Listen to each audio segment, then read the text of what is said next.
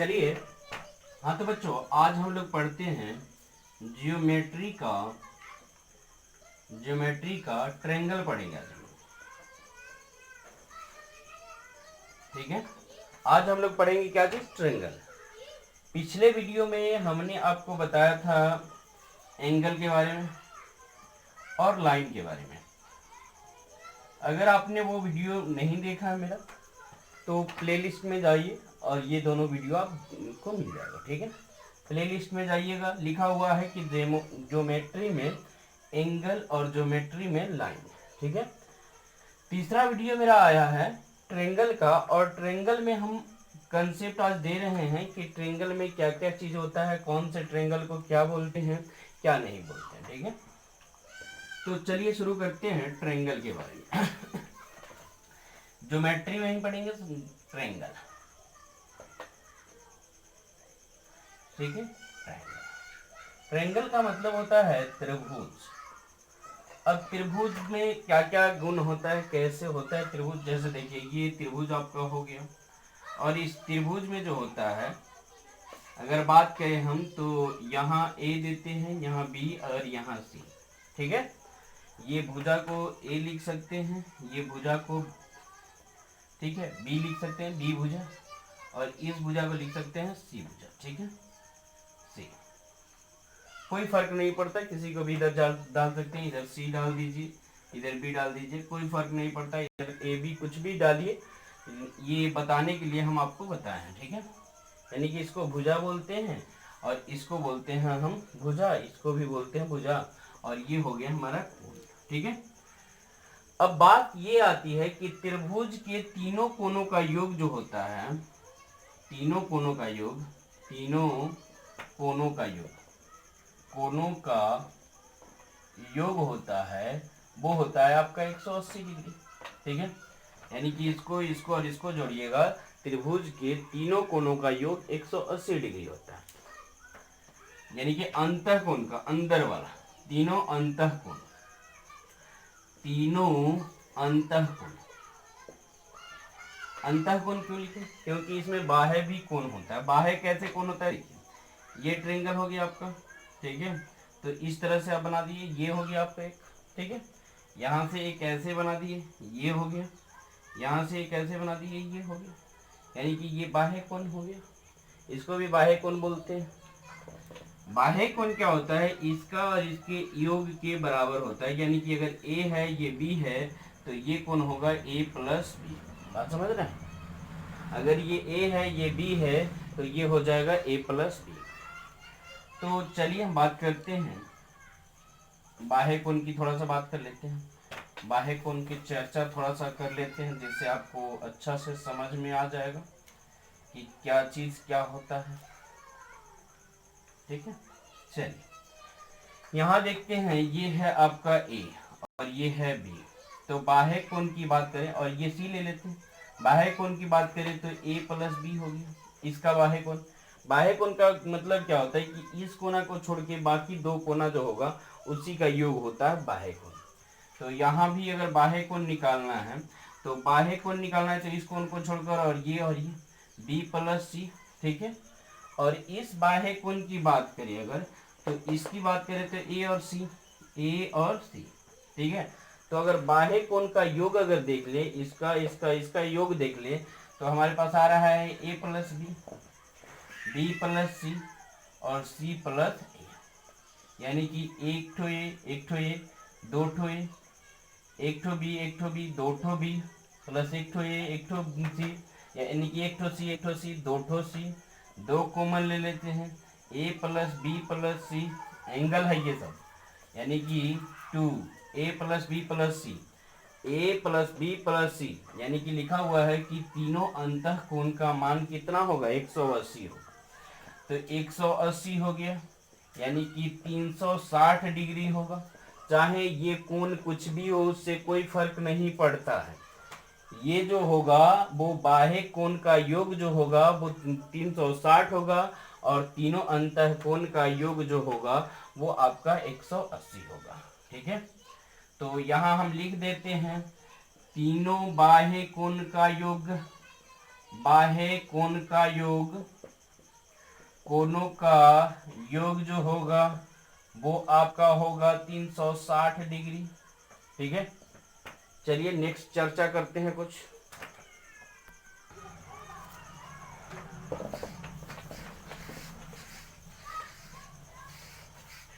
एक चीज और देख लेते हैं, ये त्रिभुज हो गया, ठीक है, और इसमें ये बाह्य कोण हो गया आपका a प्लस बी, और ये हो गया आपका a, ये हो गया b, और ये हो गया कितना c।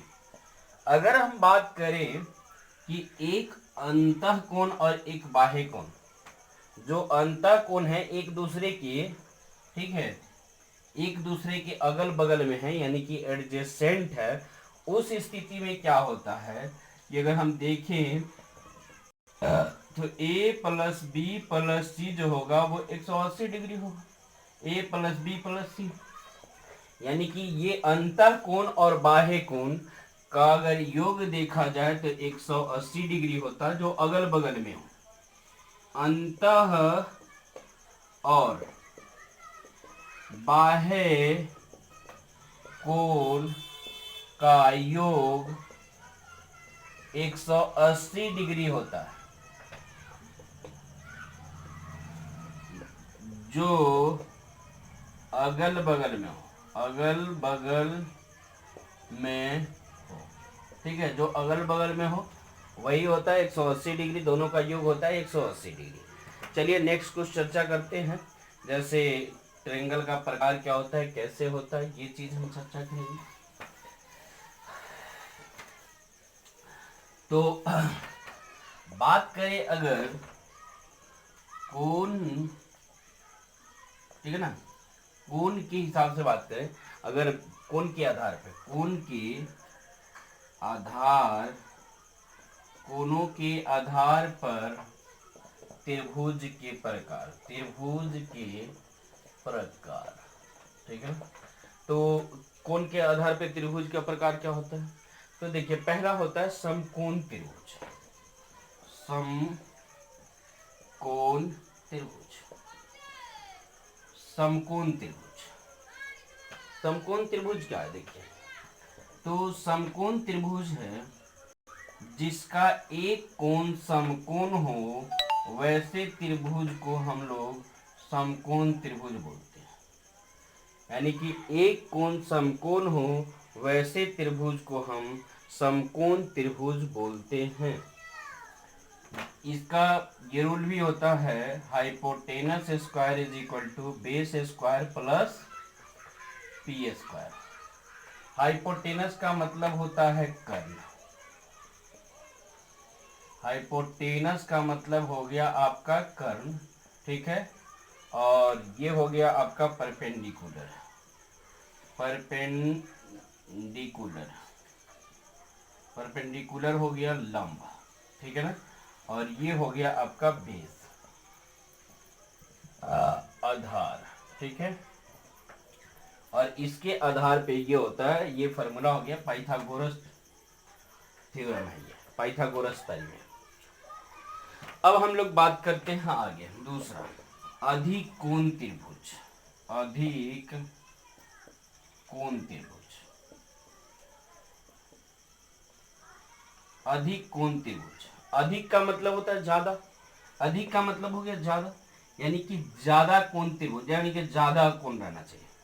तो देखिए अधिक कोण त्रिभुज कैसे होगा, तो अधिक कोण त्रिभुज होगा जिस त्रिभुज का कोई एक कोण, जिस त्रिभुज का कोई एक कोण 90 से ज्यादा हो, यानी कि ऐसा त्रिभुज जिसका, ऐसा त्रिभुज जिसका एक कोण 90 से ज्यादा हो, 90 से ज्यादा होना चाहिए, यानी कि 90 से क्या हो, ज्यादा होना चाहिए, 90 डिग्री से ज्यादा होना चाहिए। ऐसा कोण जिसका 90 डिग्री से ज्यादा, अगर 91 डिग्री हो गया तो भी ये अधिक कोण त्रिभुज हो गया। बाकी ये मान लीजिए आपका 91 और ये 9 दे देते हैं, ठीक है, तो आपका इतना हो गया, यानी कि ये कितना हो जाएगा, तो आपका ये 100 हो गया 80, यानी कि ऐसा नहीं 40 दे दीजिए, 49 दे दीजिए, 40 डिग्री और 49 डिग्री, ठीक है, यानी कि इस तरह से कर सकते हैं। तो ऐसा हो जाएगा, यानी कि अधिक कोण त्रिभुज हो गया। ये अधिक कोण यानी कि 90 से ज्यादा अगर कोई भी एक कोण है तो उसको बोलते हैं अधिक कोण त्रिभुज। इसका इंग्लिश होता है right angle, right angle triangle. ठीक है, राइट एंगल ट्रायंगल। इसका इंग्लिश होता है ऑब्टूस एंगल ट्रायंगल। ठीक है, ये होता है। अब हम लोग बात करते हैं न्यून कोण त्रिभुज। न्यून कोण त्रिभुज में क्या होता है? तो न्यून कोण त्रिभुज तीसरा नंबर पे है न्यून कोण त्रिभुज। Acute angle, acute angle. ठीक है, acute angle triangle, acute angle triangle यानी कि न्यून कोण त्रिभुज है। न्यून कोण त्रिभुज, अब न्यून कोण त्रिभुज में क्या होता है कि इसका कोई भी कोण 90 से बड़ा नहीं होता, सारा कोण 90 से छोटा होता है।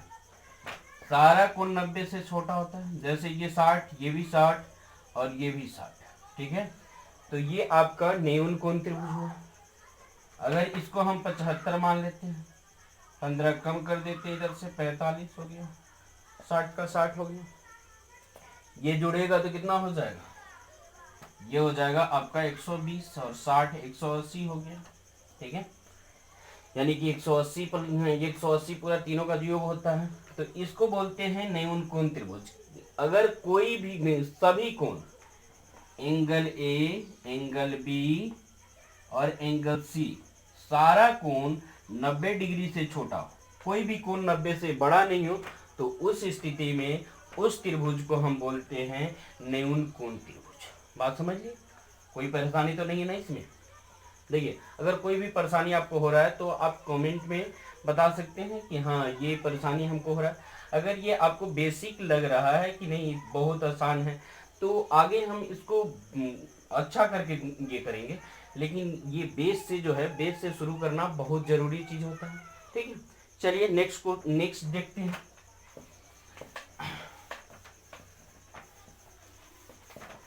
और कॉपी पेन लेके बैठिए, कॉपी पेन लेके बैठिएगा तो पूरी चीज को लिख लीजिएगा तो अच्छा रहेगा, बहुत अच्छा रहता है। ठीक है, चलिए देखते हैं। अब भुजा के आधार पे, भुजा के आधार पे त्रिभुज के प्रकार। तो पहला अगर देखते हैं समबाहु त्रिभुज, समबाहु त्रिभुज। समबाहु त्रिभुज क्या होता है? समबाहु त्रिभुज होता है क्या? तो ये होता है समबाहु, सम का मतलब बराबर और बाहु का मतलब भुजा। जिस त्रिभुज की भुजा बराबर हो, यानी कि ये इसके बराबर और ये इसके बराबर और ये इसके बराबर, यानी कि तीनों आपस में बराबर।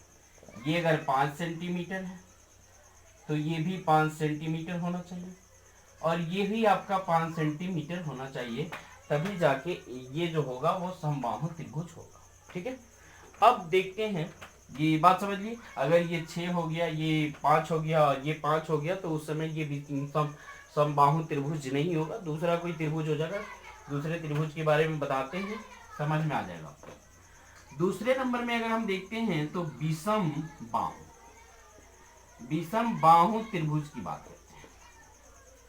विषम बाहु त्रिभुज, ठीक है, विषम बाहु यानी कि विषम बाहु का मतलब, विषम का मतलब अलग अलग, सब भुजा, बाहु का मतलब भुजा, यानी कि वैसा त्रिभुज जिसकी सभी भुजा अलग अलग, कोई भुजा कुछ है कोई भुजा कुछ है, तो उस तरह के त्रिभुज को हम बोलते हैं समबाहु त्रिभुज।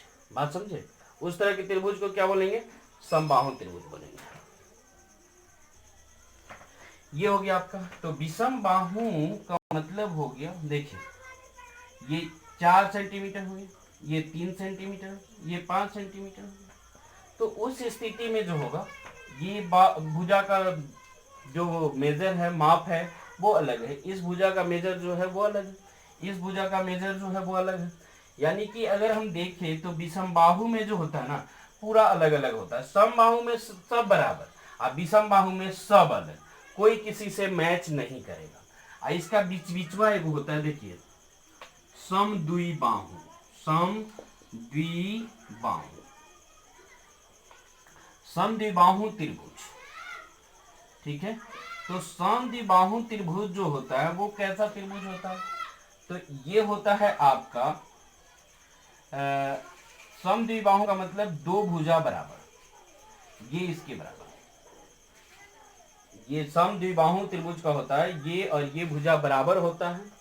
ठीक है, और ये बराबर नहीं होगा, यानी कि अगर ये 5 सेंटीमीटर तो इसको भी 5 सेंटीमीटर होगा, तभी जाके दोनों भुजा बराबर होगा। दो भुजा बराबर होगा तभी जाके वो आपका समद्विबाहु त्रिभुज हो जाएगा। जैसे ये 4 सेंटीमीटर, ठीक है, ये हो जाएगा आपका 4 सेंटीमीटर।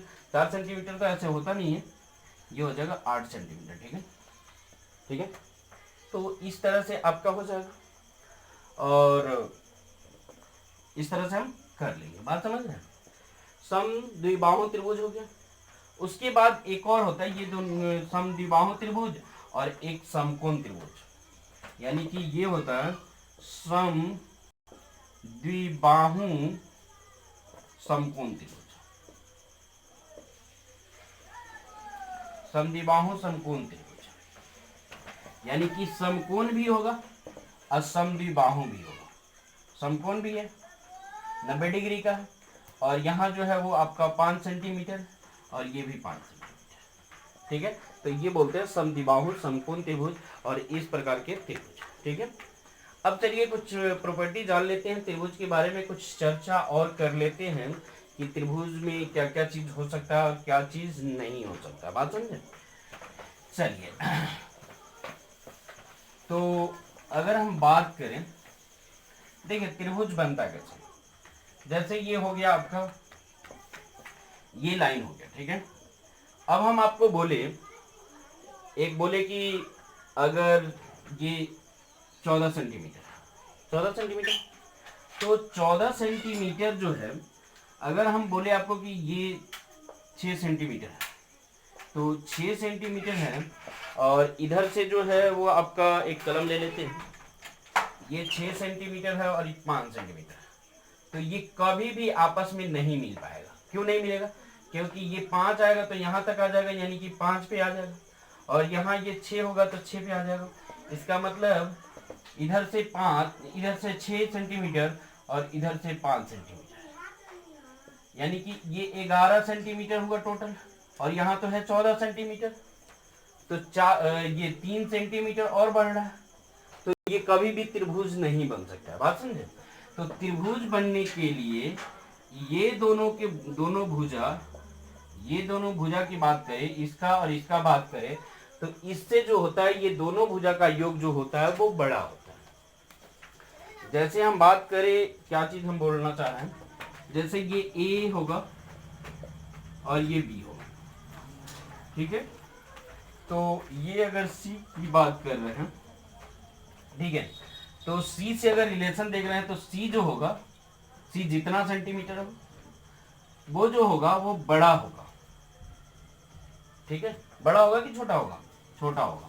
किससे छोटा होगा? तो a प्लस बी से, a प्लस बी से, यानी कि इससे और इससे जो है वो छोटा होगा। इस दोनों के योग से जो होगा वो क्या होगा? छोटा होगा। इस दोनों के योग से क्या होगा? छोटा होगा।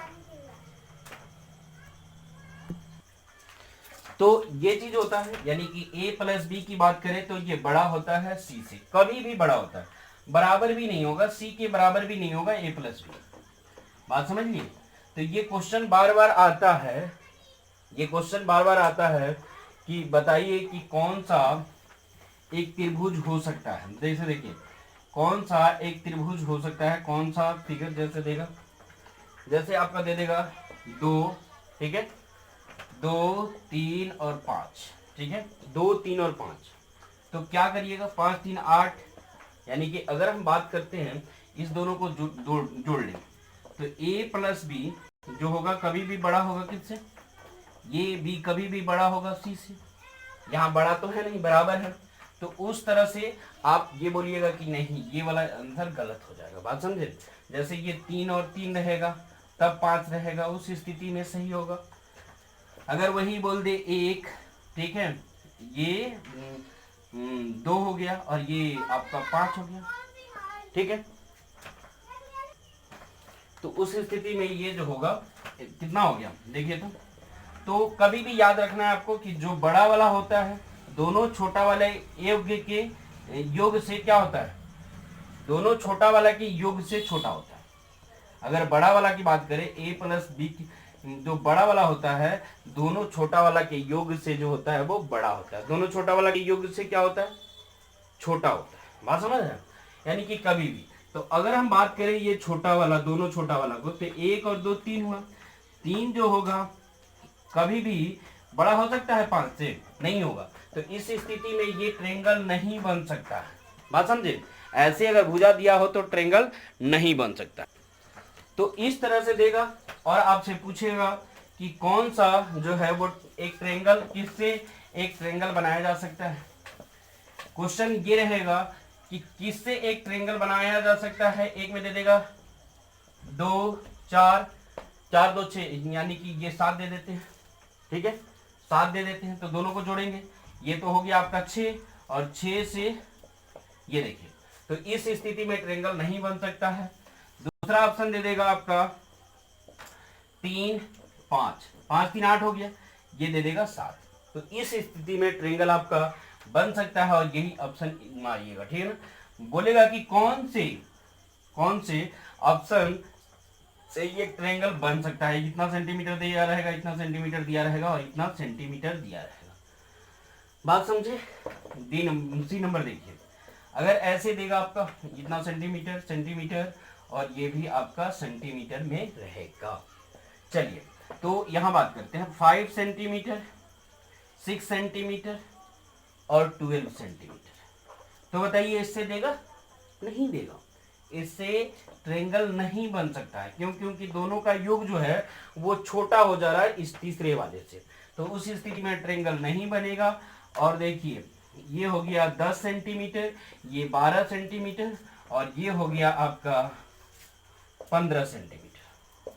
तो 22, ठीक है, ये दोनों 22 हो गया और ये हो गया 15। तो इस स्थिति में बनेगा कि नहीं? तो इस स्थिति में बताइए बनेगा कि नहीं। तो हम जानते हैं कि a प्लस बी जो होता है बड़ा होता है c से, तो जोड़िए बड़ा है c से, तो इस स्थिति में बन सकता है। 2 ऑप्शन तो होगा नहीं, हम आपको समझा रहे हैं केवल, ठीक है। तो इस स्थिति में बन जाएगा, इस स्थिति में नहीं बनेगा, इस स्थिति में नहीं बनेगा। क्यों नहीं बनेगा ये तो समझ रहे हैं आप। a प्लस बी को जोड़िए, यानी कि दोनों छोटा वाला को जोड़िए, एक बड़ा वाला से जो है दोनों छोटा वाला कभी भी बड़ा ही होता है, यानी कि ट्रायंगल का ये कंडीशन होता है। बात समझ लिए। और ये ऐसा क्वेश्चन आपके एग्जाम में हमेशा पूछता ही रहता है, चाहे वो एसएससी का एग्जाम हो, चाहे एनटीपीसी का एग्जाम हो, कोई भी एग्जाम हो, उस एग्जाम में इस तरह के क्वेश्चन जो होते हैं वो पूछते ही रहते हैं। तो इस चीज को दिमाग में रखिएगा। चलिए नेक्स्ट चीज हम बताते हैं। क्या बताते हैं, जैसे क्वेश्चन की बात करते हैं, क्वेश्चन की बात करते हैं अगर, तो ये ट्रायंगल दे देगा आपका, ठीक है, और ट्रायंगल दे देगा और इसमें आपका क्या होगा, क्वेश्चन पूछेगा जैसे ये 60 डिग्री हो गया, ये 80 डिग्री हो गया, तो इसका मान निकालिए, ठीक है ना। तो ये इसका मान निकालिएगा, कैसे निकालिएगा देखिए। तो हम जानते हैं त्रिभुज के तीनों कोणों का योग कितना होता है, 180 होता है। 180 दे दिए, ये हो गया आपका 60 प्लस 80 प्लस ये मान लीजिए x, ठीक है। और इस तरह से दोनों को जोड़ेंगे तो 8 6 14 140 डिग्री हो गया, plus x is equal to 180 degree हो गया, ठीक है। बात समझिए, ये उधर चला जाएगा तो x इज इक्वल टू कितना आ जाएगा, x is equal to 180 degree minus 140 degree, यानी कि ये 40 डिग्री हो जाएगा। और इस तरह से आप इसका आंसर निकाल सकते हैं, ठीक है। चलिए कुछ और देखते हैं, ये क्वेश्चन नंबर 1 था, ठीक है। आगे क्वेश्चन देखते हैं जिससे आपको समझ में और चीज भी आ जाएगा। जैसे ये ट्रायंगल, इसमें कभी कभी ऐसे दे देता है x plus 10 degree, x plus 12 degree और ये दे देगा x 60 डिग्री, ठीक है। तो बोलेगा कि x का मान ज्ञात करें। अब क्या करिएगा देखिए, 60 degree plus x plus 10 degree plus x plus 12 degree is equal to 180 degree, ठीक है, 180 डिग्री। और उस स्थिति में क्या करिएगा, सबको जोड़िएगा, 60 10 70 10 80, यानी कि 82 डिग्री हो गया, plus 2x is equal to 180 degree, घट जाएगा उधर जाके, तो 2x is equal to 180 degree minus 82 degree. ठीक है, यानी कि 80 में से 80 गया, 0 हो गया, 100 में से 2 गया तो कितना, 98 डिग्री, और इससे कटाइएगा तो 4 हो गया और 9 हो गया, यानी कि x की वैल्यू 49 आया। तो इस एंगल की वैल्यू कितना, तो 49 डिग्री प्लस 10 डिग्री, यानी कि 59 डिग्री आ जाएगा। ठीक है, यानी कि इस एंगल की वैल्यू, अब पूछेगा कि एंगल, ऐसे नाम दे देगा ABC, बोलेगा एंगल A की वैल्यू निकालिए, एंगल B की वैल्यू निकालिए, तो B की वैल्यू कितना आ जाएगा 59, एंगल A तो दिया ही है ऑलरेडी 60 डिग्री। एंगल C की बात करें तो एंगल C जो होगा वो कितना हो जाएगा, तो वो हो जाएगा आपका 49 प्लस 12, एक दे देंगे तो 50 और 11, 50 और 11 कितना हो जाएगा, 61 हो जाएगा। और इस तरह से आप निकाल सकते हैं। चलिए नेक्स्ट वीडियो में जो है हम और क्वेश्चन लेके आएंगे और ट्रायंगल का क्वेश्चन आपको समझाएंगे, बताएंगे कि कैसे क्या होता है। आज तो हमने कंसेप्ट दे दिया आपको ट्रायंगल का, कि ट्रायंगल में क्या क्या चीज़ होता है, कैसे होता है। अगर वीडियो अच्छा लगा होगा तो लाइक कर दीजिएगा, अगर मेरे चैनल पे नए हैं तो चैनल को सब्सक्राइब कर दीजिएगा और बेल आइकन को प्रेस कर दीजिएगा, ताकि आपको हमेशा नोटिफिकेशन मिलता रहे। ठीक है, थैंक यू वेरी मच। फिर मिलते हैं नेक्स्ट वीडियो में।